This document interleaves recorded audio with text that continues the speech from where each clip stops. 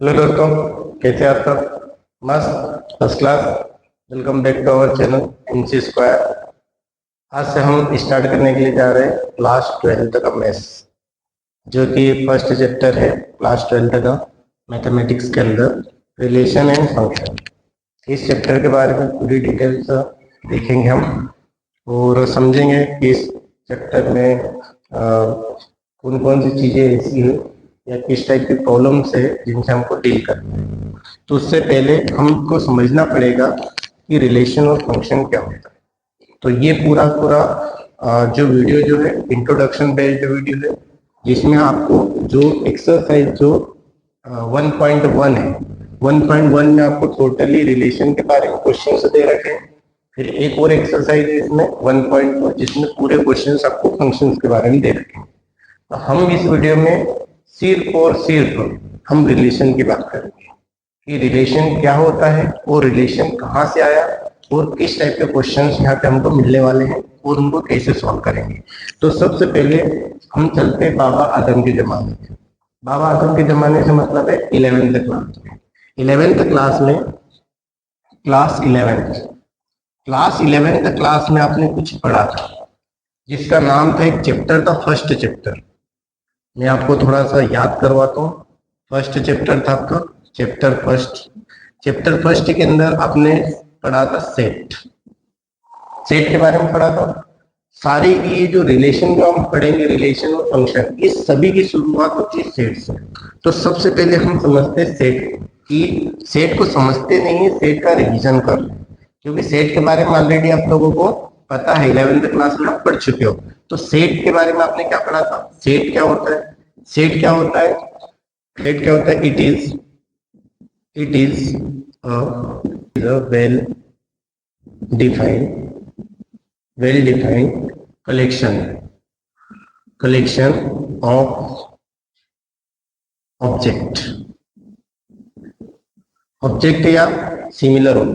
object या similar object.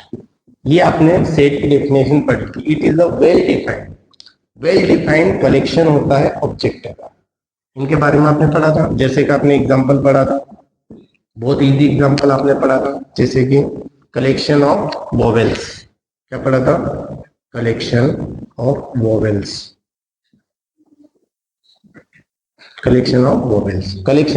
में आपने क्या पढ़ा था? इसको एक सेट बोल दिया। और सेट को हमेशा किससे रिप्रेजेंट करते हैं? सेट को इनके अंदर दो करली ब्रैकेट के अंदर हम सेट के एलिमेंट लिखते हैं। इसके अंदर कौन कौन से आएंगे? कलेक्शन ऑफ वोवेल्स में, जैसे मैंने इस सेट को ए दे दिया, क्या आएगा? ए, ई, आई, ओ और यू। ये आपका सेट आएगा कलेक्शन ऑफ वोवेल्स। जैसे कि आपने ये सब लिख सकते हैं, collection of consonant in alphabet. इसको ये दूसरा सेट को इसे ले लिए बी, नाम रखा है ये, वो भी जस्ट नाम रख दिया है। इसमें कौन कौन सी एलिमेंट्स आएंगे आपको पता है? ए, बी। ए नहीं आएगा। ए क्यों नहीं आएगा? क्योंकि ए कंसोनेंट में नहीं आता। बी आता है, सी आता है, फिर उसके बाद में डी आता है, ई नहीं आएगा, एफ आएगा, जी आएगा, एच आएगा। आप समझ गए? सिर्फ इनको छोड़ दो, इनको छोड़ करके जितने भी आएंगे वो क्या कहलाएंगे? Collection of consonant.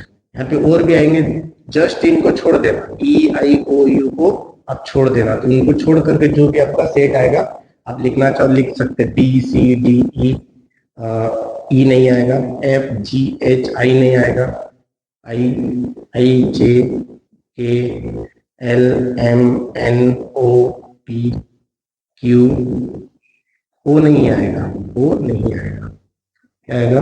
N, O, P, Q, R, S, T, U नहीं आएगा, V, W, X, Y, Z. ये पूरा कलेक्शन हो गया। तो ये क्या है? वेल डिफाइंड है। ये क्या है? It is a well defined collection of object, similar object. इनको सेट बोलते हैं। एक और एग्जांपल ले लेते हैं, कलेक्शन ऑफ नेचुरल नंबर्स का कलेक्शन। अब नेचुरल नंबर्स के कलेक्शन में क्या आएगा? जैसे कि मैंने इसको सेट एन बोल दिया, नेचुरल नंबर के लिए एन का इस्तेमाल कर लिया। तो क्या क्या होता है, 1 2 3 4 5 6 चलता जाएगा, ये आपका चलता जाएगा कंटिन्यूस, है ना। तो ये क्या है, सिमिलर टाइप के। देखो इनको सबको देखो, इसमें सारे में नेचुरल नंबर ही लिए। नेचुरल नंबर क्यों, definition, it is the well defined collection, well defined होना चाहिए। इसमें नेचुरल नंबर का सेट बोला है, इसमें मैं इंटीजर तो नहीं ले सकता, डेसिमल तो नहीं ले सकता, जिस टाइप का बोला जाए उसी टाइप का आपको सेट लेना है। तो यहाँ पर हमने सेट के बारे में पढ़ा था, कौन सी क्लास में, 11th क्लास में। इसके बाद फर्स्ट नंबर पे हमने ये पढ़ा था। सेकेंड नंबर पे हमने क्या पढ़ा था, सेकेंड नंबर पे हमने पढ़ा था टाइप ऑफ सेट्स। एक और चीज पढ़ी थी, इनको रोस्टर फॉर्म में बदलना, इनको दो फॉर्म में बदल सकते हैं, रिप्रेजेंटेशन, उनको क्या बोलते हैं, रिप्रेजेंटेशन, रिप्रेजेंटेशन ऑफ सेट्स। ये आपने देखा था, रिप्रेजेंटेशन ऑफ सेट्स है। इसमें आपने क्या देखा था, सेट्स को आप दो तरीके से रिप्रेजेंट कर सकते हैं। फर्स्ट तरीका था आपका रोस्टर फॉर्म, रोस्टर फॉर्म, जिसको आप और क्या बोल सकते थे, टेबुलर फॉर्म, टेबुलर फॉर्म। और सेकेंड नंबर का जो फॉर्म होता था उसको आप क्या बोलते थे, उसको आप बोलते थे सेट बिल्डर फॉर्म। क्या बोलते थे, सेट बिल्डर फॉर्म। ये दो फॉर्म होते हैं, इन दो तरीके से हम रिप्रेजेंट कर सकते हैं। जैसे कि आपको ये जो एग्जाम्पल जो मैंने लिखे हैं, ये first example, second example, third example, ये तीनों एग्जाम्पल किसके हैं, ये तीनों के तीनों जो एग्जाम्पल आपको दे रखे हैं रोस्टर फॉर्म के दे रखे हैं, जो कि आपको इस टाइप से इंडिविजुअल एलिमेंट्स के फॉर्म में आपको कभी दो करली ब्रैकेट के बीच में कभी एलिमेंट्स को अलग अलग रिप्रेजेंट कर दिया जाता है, तो उसको बोलते हैं रोस्टर फॉर्म या टेबुलर फॉर्म। आई थिंक समझ में आया होगा। और जो सेट बिल्डर फॉर्म है, सेट बिल्डर फॉर्म में हम क्या लिखते हैं, सिंपल से वर्ड्स के फॉर्म में लिखते हैं। अब मैं तुमको इसका तो आपको समझ में आ गया, ये तीनों तीनों जो एग्जाम्पल जो मैंने लिखे हैं, ये तीनों तीनों एग्जाम्पल किसके हैं, ये तीनों तीनों एग्जाम्पल किसके, आप बता सकते हैं किसके, रोस्टर फॉर्म के। किसके हैं, रोस्टर फॉर्म। ये आपका रोस्टर फॉर्म है, या इसको आप क्या बोल सकते हैं, टेबुलर फॉर्म, टेबुलर फॉर्म। ये तीनों तीनों एग्जाम्पल उसी के हैं। अब आपको जैसे कि सेकंड नंबर पे आपको देखना है सेट बिल्डर फॉर्म कैसे लिखते हैं, सेट बिल्डर फॉर्म बहुत इस्तेमाल होगा, तो सेट बिल्डर फॉर्म के बारे में आपको पता होना चाहिए। तो सेट बिल्डर फॉर्म के बारे में देखते हैं, जैसे उसका एक एग्जाम्पल लेते हैं, set builder form. Set builder form जैसे कि मैंने इन्हीं को इसी को कन्वर्ट किया, जैसे कि आपका कलेक्शन ऑफ वॉवेल्स था, इसी को मैं सेट बिल्डर फॉर्म में कन्वर्ट कर रहा हूँ। सेट ए बी एन मैंने नाम दे दिया, उसके हिसाब से मैंने लिख दिया। बारी सारी से इन्हीं एग्जाम्पलों को लेते हैं, जैसे एग्जाम्पल फर्स्ट था, इसको सेट ए बोला था, इसको हम बदल रहे सेट बिल्डर फॉर्म में। तो इसके लिए आपको वही ये दो जो ब्रैकेट है वो लगाना पड़ेगा, और यहाँ पे आपको लिखना एक्स कॉलम। अब एक्स क्या है, ये जो एलिमेंट जितने भी होते हैं इस सेट के अंदर, इसको हम एक्स से रिप्रेजेंट करते हैं, इससे रिप्रेजेंट करते हैं एक्स से। तो एक्स कॉलन, ये जो एक्स है, ये एक्स, ये जो सारे एलिमेंट है ये क्या, तो यहाँ पे लिखेंगे x colon, x is vowels, x is vowels, x is vowels of या vowel of English alphabet, English alphabet. बस इस टाइप से लिख सकते हैं, x is vowels, x is vowel, x is vowel, x is a vowel of English alphabet. इस type से लिख सकते हैं। जैसे सेकेंड वाला, सेकेंड वाले को आप क्या लिख सकते हैं, सेकेंड वाला सेट था, इसको क्या लिख सकते हैं, बताइए आप। एक्स कॉलम, बिल्कुल सही जा रहे हो, x column, x is a consonant of English alphabet, English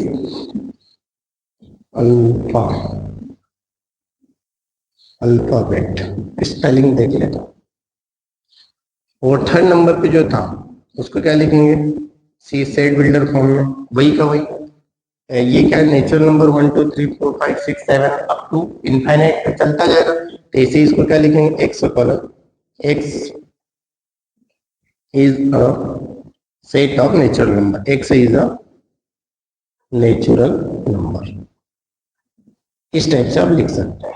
तो ये आपका क्या कहलाएगा, सेट बिल्डर फॉर्म, ये आपका कहलाएगा आपका रोस्टर को। इसके बाद में आपने थर्ड नंबर में पढ़ा था types of sets. Types of sets मैं एक्सप्लेन नहीं करूंगा, जस्ट मैं एक बार ऐसे ही आपको बता रहा हूँ। थर्ड नंबर पे देखा था types of sets. Types of sets just explain कर दूंगा नाम के साथ में। जैसे कि टाइप्स ऑफ सेट्स में आपने पहला नंबर का पढ़ा था, जैसे कि आपने सेट्स के अंदर पढ़ा था empty set. Empty set, empty set या इसको नल सेट भी बोलते हैं। क्या बोलते हैं? Null set. नल सेट क्या होता है? ऐसा सेट जो खाली हो, जिसके अंदर कुछ भी एलिमेंट न हो। नल सेट को आप रिप्रेजेंट करते हैं ऐसा, या इसको आप थाई से भी रिप्रेजेंट करते हैं। मतलब इसके अंदर खाली है, ये आपके दो ब्रैकेट जो है कर्ली ब्रैकेट, इसके अंदर आपका कोई भी एलिमेंट नहीं है, मतलब ये एम्प्टी। एम्प्टी बोले तो खाली। फिर सेकेंड नंबर पे आपने देखा था फाइनाइट सेट। फाइनाइट सेट देखा था। फाइनाइट सेट जिसके अंदर कुछ फाइनाइट नंबर ऑफ एलिमेंट्स हो, उनको क्या बोलते हैं? Finite set. ये देखा था finite set. Finite set, finite set से आप समझ गए फाइनाइट सेट की मीनिंग क्या है? जिनके अंदर के एलिमेंट्स को आप फाइनाइट हो, मतलब उनको काउंटिंग इजीली कर सकते हैं, है ना, वो फाइनाइट हो। जैसे कि ये जो नेचुरल नंबर का सेट है फाइनाइट सेट नहीं है, इसको बोलेंगे इनफाइनाइट सेट, क्योंकि ये डेज डेज डेज डेज जिसके अंदर भी ये डेज डेज डेज ऐसा लगा, समझ जाना वो इनफाइनाइट सेट है। फाइनाइट सेट जिसके एलिमेंट क्या हो? फाइनाइट हो। सॉरी, जिनके एलिमेंट को काउंट कर सकते हैं, जैसे कि ये ए, ई, आई, ओ, यू, ये आपका कौन सा सेट है? फाइनाइट सेट है। फिर थर्ड नंबर का आप देख लो infinite set. Infinite set, infinite set कैसा सेट हुआ? ऐसा सेट जिसके एलिमेंट को आप काउंट नहीं कर सकते, मतलब कोई इनफाइनाइट कर दे, इतने हैं कि आप काउंट ही नहीं कर सकते। जैसे कि नेचुरल नंबर का सेट यहाँ पे लिया है, नेचुरल नंबर के सेट को एन से मैंने रिप्रेजेंट किया। क्या है? 1 2 3 4 अप टू डैश डैश। ये जहां पर भी dash dash up to dash dash लग गया, समझ जाना कि आपका क्या हो गया? इनफाइनाइट सेट हो गया। फिर इसके बाद और भी कुछ सेट्स के बारे में आपने पढ़ा था, कुछ याद आ रहा हो? आपने यूनिवर्सल सेट के बारे में पढ़ा था। यूनिवर्सल सेट के बारे में पढ़ा था। यूनिवर्सल सेट, यूनिवर्सल सेट क्या होता है? बेसिक सेट, जो आपका बेसिक सेट होता है, जो बेसिक सेट जो होता है उसी को यूनिवर्सल सेट बोलते हैं। बेसिक सेट में क्या होता है? जैसे सेट ऑफ नेचुरल नंबर्स, ये आपका यूनिवर्सल सेट भी है। ये आपका यूनिवर्सल सेट भी, जैसे नेचुरल नंबर का आप एग्जांपल में लिख सकते हैं set of natural number. Set of natural number, ये आपका सेट एक हो गया यूनिवर्सल सेट। जैसे इसमें इसमें इसको रिप्रेजेंट करते हैं एन से, जैसे मैंने लिखा 1 2 3 अप टू इंफिनिटी। फिर सेट ऑफ मैंने लिखा set of integers. Set of integers, integer समझ गए? इंटीजर्स को किससे रिप्रेजेंट करते हैं? जेड से। जैसे कि इसके अंदर माइनस इंफिनिटी चलता था, जैसे -4 -3 -2 -1 0 1 0 1 2 3 चलता जाएगा। ये आपका सेट कौन सा हो जाएगा? सेट ऑफ इंटीजर्स, मतलब ये भी आपका क्या है? यूनिवर्सल सेट है। होल नंबर का सेट ले लिया, set of whole numbers. Set of whole numbers, set of whole numbers, इसको किससे रिप्रेजेंट करेंगे? डब्ल्यू से। इसके अंदर क्या आएंगे? 0 1 2 3 4 अप टू इनफाइनाइट। ये आपके क्या होंगे? ये सारे के सारे सेट क्या कहलाएंगे? यूनिवर्सल सेट कहलाएंगे। एम्प्टी सेट समझ में आया होगा, जो खाली हो। फाइनाइट सेट जिसके अंदर के एलिमेंट्स को काउंट कर सकते हैं। इनफाइनाइट सेट जिनके अंदर के एलिमेंट्स को आप काउंट नहीं कर सकते हैं। यूनिवर्सल सेट जिनको आप बेसिक सेट बोल सकते हैं, या set of natural number, set of integer, set of whole numbers, इनको सबको बेसिक सेट से बोलते हैं, है ना। सेट ऑफ रेशनल नंबर्स, है ना, या set of prime numbers, prime numbers का सेट हो गया। सेट ऑफ कंपोजिट नंबर्स हो गया, सेट ऑफ इवन नंबर्स हो गया, सेट ऑफ ओड नंबर्स हो गया। ये सब क्या कहलाएंगे? यूनिवर्सल सेट्स आपके कहलाएंगे। इसके बाद में आपने और पढ़ा था फिफ्थ नंबर पे पढ़ा था इक्वल सेट। इक्वल सेट, ये सब टाइप्स ऑफ सेट है। इक्वल सेट क्या होता है? दोनों सेट के एलिमेंट भी सेम हो और नंबर ऑफ एलिमेंट भी सेम हो। जैसे कि एक सेट मैंने ए लिया जिसके अंदर 1 2 3 है, और दूसरा सेट एक बी लिया उसके अंदर भी क्या है, उस सेट के अंदर भी क्या है, 1 2 3 है। इसको इक्वल सेट क्यों बोलेंगे? क्योंकि ए इक्वल है बी के, सेम टू सेम इक्वल है, नंबर ऑफ एलिमेंट भी सेम है और अंदर के जो एलिमेंट है वो भी सेम। इक्वल सेट होने के लिए आपको एक बात ध्यान रखना है, अंदर के एलिमेंट सेम होना चाहिए दोनों के, और टोटल एलिमेंट भी क्या होना चाहिए, सेम होना चाहिए। फिर इसके बाद एक और आता है, इसको बोलते हैं इक्विवेलेंट सेट। इक्विवेलेंट सेट आपने पढ़ा था, इक्विवेलेंट सेट के अंदर पढ़ा था। इक्विवेलेंट सेट के अंदर क्या होता है, अंदर के एलिमेंट सेम नहीं भी होते तो चलेगा, पर नंबर ऑफ एलिमेंट सेम होना चाहिए। जैसे कि एक सेट ए लिया, इसके अंदर 1 2 3 है ना, और 1 2 3 और 4 ले लिया। एक सेट बी लिया, यहाँ पे देखिए, यहाँ पर ए बी सी और डी ले लिया, तो यहाँ पे नंबर ऑफ एलिमेंट्स कितने, 4। एन ए कितना है, 4। इसके अंदर क्या है, एन बी कितना है, 4। देखो एन क्या बताता है, नंबर का बताता है। एन क्या बताता है, नंबर्स, मतलब ए वाले सेट के अंदर कितने नंबर्स हैं, कितने हैं, 1 2 3 4, कितने एलिमेंट हैं। ये बी वाला सेट था, ये बी में कितने, एन क्या बताए, नंबर्स, कितने एलिमेंट है, 1 2 3 4 4। तो इसको बोलेंगे इक्विवेलेंट सेट। इक्विवेलेंट सेट और इक्वल सेट में थोड़ा सा ही डिफरेंस है। कौन सा डिफरेंस है? इसमें इक्वल सेट में नंबर ऑफ एलिमेंट तो सेम होते ही, साथ में अंदर के एलिमेंट भी सेम होते हैं। और इक्विवेलेंट सेट में नंबर अंदर के एलिमेंट सेम नहीं भी होगा तो चलेगा, पर वैसे टोटल नंबर से इक्वल होना चाहिए। जैसे इसमें 4 है, इसमें भी 4 है। तो इस टाइप से ये आपने जो पढ़ा, ये 11th क्लास का जो सेट था उसके बारे में पढ़ा है। इसको नोट कर लीजिए पहले, फिर आगे की डिस्कस करते हैं। कर लिया? ओके। अभी तक जो कहानी आपने देखी थी, ये 11th क्लास की कहानी देखी थी, चैप्टर फर्स्ट की सेट। अब इसके बाद में हम देखेंगे जो क्लास 11th में ही था, सेकेंड चैप्टर। कौन सा था? चैप्टर सेकेंड चैप्टर के अंदर था, यही था, relation and function.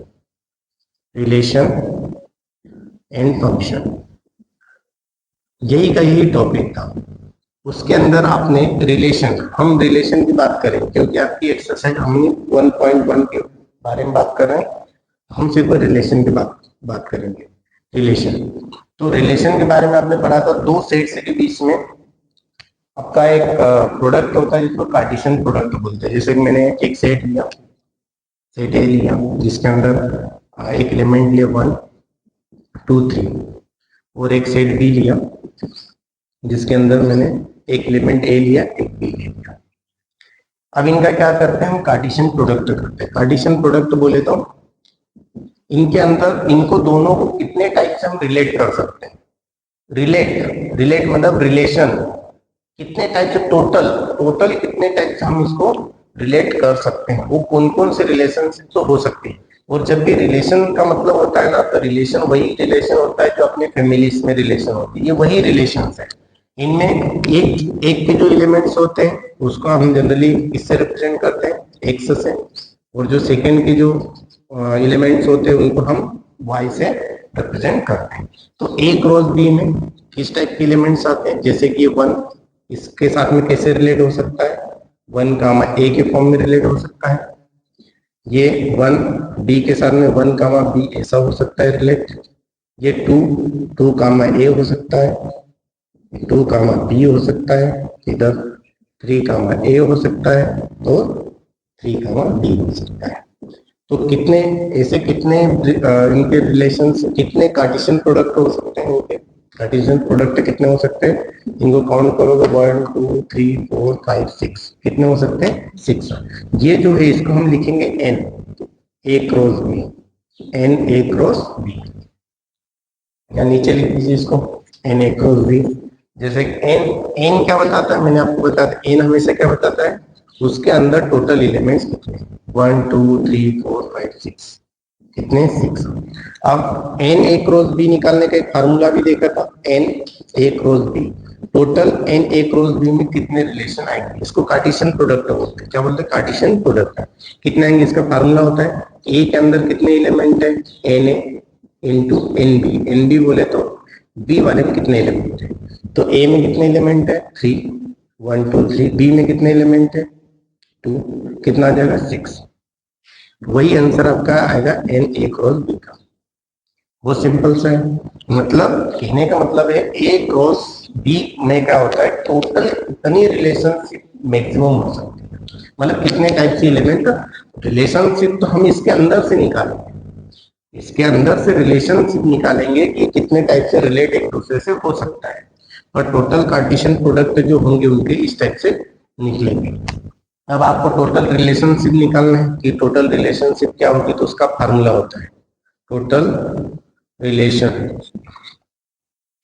Relations in A cross B. जो ए क्रॉस बी आपने जो निकाला है इसमें टोटल रिलेशनशिप कितनी हो सकती है, तो उसके लिए फार्मूला होता है, उसके लिए फार्मूला क्या होता है 2 की power N A cross B, 2 की power N A cross B, या इसको ऐसा लिख सकते हैं 2 की power N A into N B, ऐसा भी लिख सकते हैं।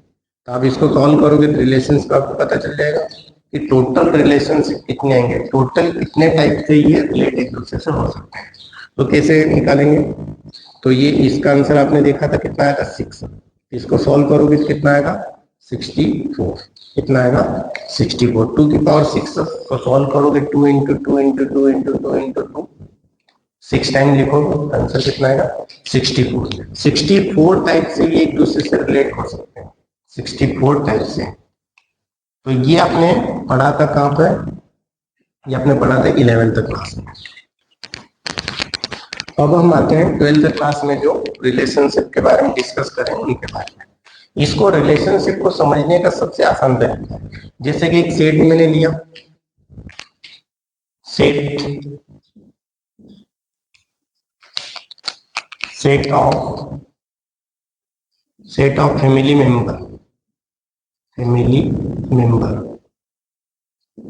मेंबर ऑफ यंगर ब्रदर या एल्डर ब्रदर।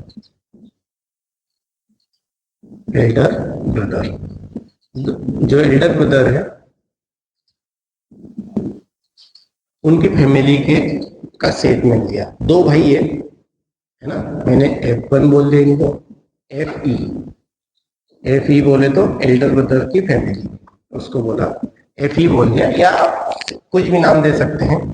नाम में क्या रखा है, शेक्सपियर ने बोला है नाम कुछ भी रख दो, इसको सेट एक सीरीज बात है। इनके अंदर एलिमेंट कौन कौन आएंगे, बड़े भैया की फैमिली का भी है, एल्डर ब्रदर है, एक तो P1 आएगा, P1 बोले तो बड़ा भाई, P1 जो बड़ा भाई है उसको मैंने क्या बोल दिया P1 बोल दिया, बड़े भाई की फैमिली को। फिर उनके वाइफ होगी, उनके बच्चे हो सकते हैं, जैसे कि आपका जैसे एक गर्ल है एक बॉय है P1। ये जस्ट 4 एलिमेंट की मैंने। अब सेकेंड में लिया set of family of younger brother, set of family of younger brother. मैं आपको ये एग्जांपल क्यों दे रहा हूं, आपको रिलेशनशिप समझने में आसान रहेगी। ये रिलेशन जो अपने जो 2 फैमिलीज के बीच में जो रिलेशन रहते हैं या दोस्तों के साथ में रिलेशन रहते हैं, बस वही रिलेशन हम यहाँ पे देखेंगे। जब ये आप समझ जाओगे तो उन रिलेशन को समझने में कुछ भी आपको दिक्कत नहीं है। इसको मैंने बोल दिया D, इसके अंदर आपने कौन कौन से थे B2, W2, G2। मान लो कि इनके यहाँ 2 गर्ल्स ही है, G2 और G3, मतलब गर्ल्स ही है, और इनके यहाँ एक गर्ल्स है और एक बॉय है B। इस टाइप से कि इनका रिलेशन कैसे हो सकता है, रिलेशन बहुत टाइप से हो सकता है रिलेशन। जैसे मैंने एक ये सेट लिया, ये A लिया, इधर ये B लिया, इधर क्या है G1, W1, G1, B1, इधर क्या आ गया B2, W2, G2, G3।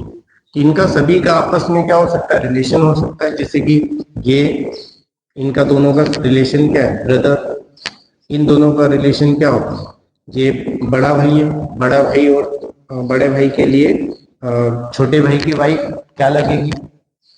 बड़े भाई के लिए B1, B1 क्या बड़ा भाई है, बड़े भैया के लिए छोटे भैया की वाइफ क्या लगेगी? क्या बोलेंगे इसको? जो भी आपके इसमें बोलते हैं वो बोल सकते हैं। फिर ये क्या कहलाएगा इनका, उनके लिए क्या कहलाएगा? बड़े भैया के लिए छोटे भैया का लड़का, वो रिलेशन आ जाएगी।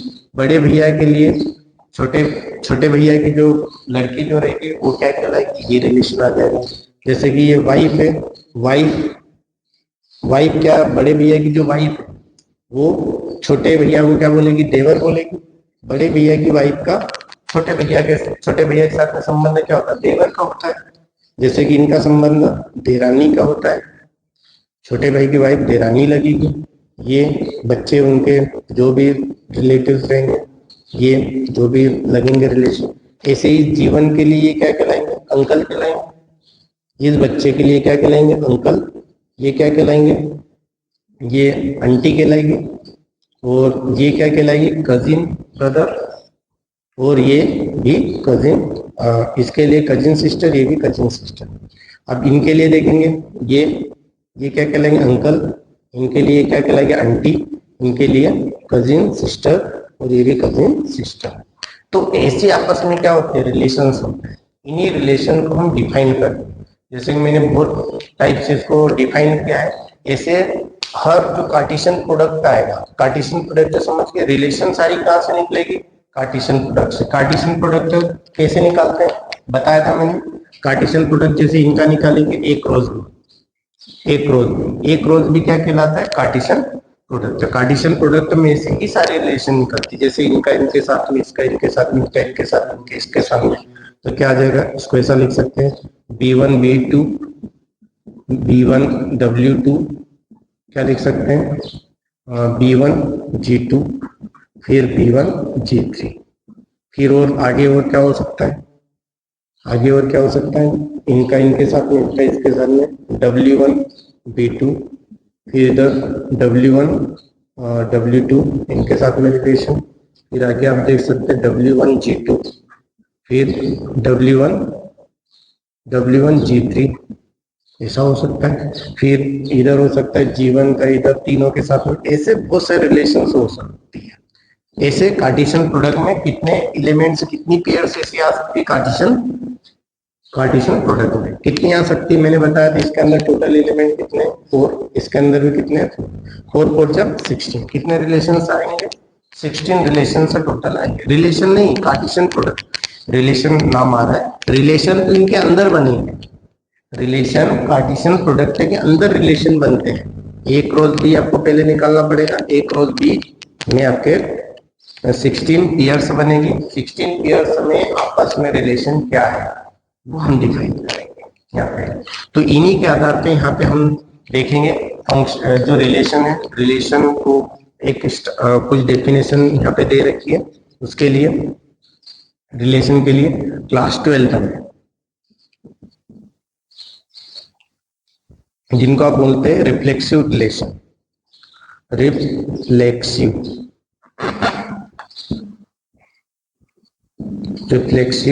रिलेशन, रिफ्लेक्सिव रिलेशन में क्या होता है? हमेशा रिलेशन किसमें बताएंगे? दो सेट के बीच में। जैसे एक सेट ये है, एक सेट ये, इन दो के बीच में रिलेशनशिप बताते हैं, है ना। तो यहाँ पे हम देखेंगे रिफ्लेक्सिव रिलेशन क्या होती है। If A, A belongs to R, A belongs to R, A मतलब दोनों साइड, ये जो एलिमेंट है किसका है? इस A का। और ये एलिमेंट किसका है? इस B का। ये दोनों का भी सेम है, सेम पेयर में कब बनाते हैं तो उसको बोलते हैं रिफ्लेक्सिव। उनको क्या बोलेंगे?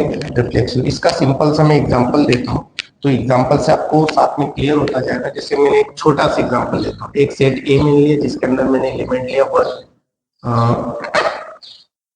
1, 2, और एक दूसरा सेट लिया B जिसके अंदर रखा 1, 2, 3 रखा, ये रखा। अब देखो इनके बीच में रिलेशनशिप कैसे हो सकती है? जैसे 1 का 1 के साथ में हो सकता है, 1, 1 हो सकता है, रिलेशन मतलब कार्टेशियन प्रोडक्ट जो निकलेगा इनका, एक क्रॉस बी निकलेगा, उसके अंदर क्या क्या हो सकता है? 1,1 हो सकता है, और क्या हो सकता है 1,2, है ना, 1,3 हो सकता है, फिर क्या हो सकता है 2,1, 2,2, 2,3 हो सकता है, इनका तीनों साथ में ये हो सकता है, इतने ही बनेंगे। इसका इसके साथ में संबंध ऐसे होगा, 1 का इन तीनों के साथ में 1,1, 1,2, 1,3, फिर 2 का 2,1, 2,2, 2,3। तो यहाँ पे आप देखो, ये इस रिलेशन को देखो, 1,1 और 2,2, मतलब क्या है, ये जो 1 है ये फर्स्ट सेट का 1 है, और ये वाला जो 1 है सेकंड सेट का 1। तो इस टाइप से कभी आपकी रिलेशनशिप होती है तो उसको बोलते हैं रिफ्लेक्सिव। रिफ्लेक्सिव बोले तो एक प्रकार से मिरर मिरर इमेज बनती है। कांच में आप देखते हैं, कांच में आप खड़े रहते हैं तो आपको आपकी ही इमेज दिखेगी। ऐसा तो नहीं कि राम खड़ा है कांच के सामने, मिरर के सामने, तो उसको श्याम दिखेगा, ऐसा नहीं हो सकती। या कोई सी गर्ल्स खड़ी है तो उसको मिरर में कुछ और दिखेगी, ऐसा तो नहीं होगा। तो उसको बोलते हैं रिफ्लेक्सिव। जो चीजें रिफ्लेक्ट होती है उसको बोलते हैं रिफ्लेक्टिव। जो ए में है और वही बी में है, तो वो सेम चीजों का जो बनेगा उसको बोलते हैं रिफ्लेक्सिव। क्या बोलेंगे? Reflexive relation. If A belong A comma A belongs to R, then R is called reflexive। जो R जो है, R क्या है? रिलेशन। R क्या है? R को क्या बोलेंगे? रिलेशन। R for relation. जो भी रिलेशन दिया जाएगा वो रिलेशन आपका सेम इमेज बना रहा है कि नहीं बना रहा है ना, सेम टू सेम। जो ए में है वही का वही सेट बी में भी है, और उनका जो रिलेशन जो बनेगा वो कभी इस टाइप का बनता है, तो उसको बोलेंगे रिफ्लेक्सिव रिलेशन। फिर इसके बाद में सेकंड नंबर पे, ये सबसे ज्यादा इंपॉर्टेंट है, ये जो हम पढ़ रहे हैं इन्हीं के ऊपर क्वेश्चन सबसे ज्यादा एग्जाम में आने वाले हैं या इस एक्सरसाइज में आने वाला है। सेकंड नंबर का होता है सिमेट्रिक रिलेशन। सिमेट्रिक रिलेशन क्या होता है? इसको भी हम इससे समझ सकते हैं। इसमें लिखेंगे if A comma B belongs to R. कभी ए कामा बी कभी रिलेशन के अंदर है तो उस रिलेशन के अंदर इम्प्लाइज, इसको ऐसा शो करते इम्प्लाइज कभी ऐसा है तो उन्होंने ऐसा भी मिलना चाहिए, B comma A belongs to R होना चाहिए। If A belongs to B, A comma B belongs to R, ये बिलोंग्स टू का है, बिलोंग्स टू मतलब शामिल है, आर इसी रिलेशनशिप में कभी शामिल है तो बी कामा ए भी उसके अंदर होना चाहिए। कभी है तो इसको क्या बोलेंगे? उसको क्या बोलेंगे? Symmetric relation. थर्ड नंबर पे है मोस्ट इंपोर्टेंट, जिसको बोलेंगे ट्रांजिटिव रिलेशन। ट्रांजिटिव रिलेशन क्या होगा? जिसमें हम लिखेंगे if A comma B belongs to R, कभी ए कामा बी बिलोंग कर रहा है, and B comma C belongs to R. देखो ए कामा बी भी है और बी कामा सी भी है, तो उस केस में देन इम्प्लाइज, ये जो एरो का चिन्ह है इसको बोलते हैं इम्प्लाइज या देन। कभी ऐसा कभी है तो क्या होना चाहिए? आपका ए कामा सी भी बिलोंग करना चाहिए आर के अंदर। ए कामा बी बिलोंग कर रहा है, ए कामा बी बिलोंग कर रहा है आर के अंदर, बी कामा सी बिलोंग कर रहा है आर के अंदर, तो ए कामा सी ने भी बिलोंग करना चाहिए उसके अंदर।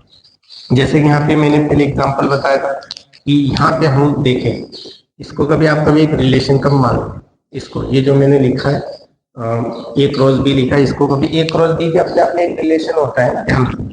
तो यहाँ पे इस रिलेशन में हम कब देख रहे थे, आपको ए कामा ए 1,1 और 2,2 मिल रहा है, मतलब सीधी बात है 1,1 और 2,2 मिल रहा है, मतलब वो किसको रिप्रेजेंट करेगा?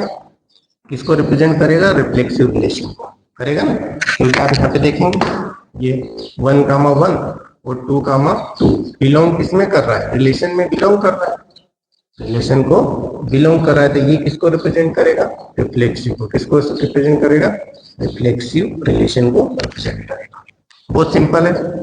सेकेंड नंबर पे आप देखिए, जैसे कि हमने बता दिया ए कामा बी और बी कामा ए होना चाहिए। जैसे 1,2 है तो 2 कामा ए भी, देखो 1,2 तो 2,1 भी है ना। तो इस टाइप का अगर रिलेशन है तो बिल्कुल हो सकता है।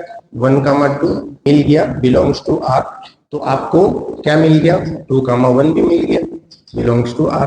तो इसके लिए तो सिमेट्रिक है, पर एक इसी रिलेशन के अंदर एक दूसरी चीज है, जैसे कि 1,3 ये बिलोंग कर रहा है आर के अंदर, ये आर के अंदर शामिल है, लेकिन आपका 3,1 तो इसके अंदर है ही नहीं। 3,1 नॉट बिलोंग्स टू आर नहीं है, तो इसलिए ये क्या होगा, नॉट सिमेट्रिक। क्या होगा, not symmetric, not symmetric. I think आपको समझ में आ रहा होगा क्या करना। कभी आपको एक पेयर मिल रही है और उसके अपोजिट पेयर भी मिल रही है, जैसे 1,2 है और 2,1 भी है, दोनों है, तो आपका सिमेट्रिक होगा। तो आपने देखा 1,2 था तो 2,1 भी है, पर आपने उसी रिलेशन के अंदर देखा 1,3 मिला है, तो क्या 3,1 भी है क्या इसके अंदर? नहीं है।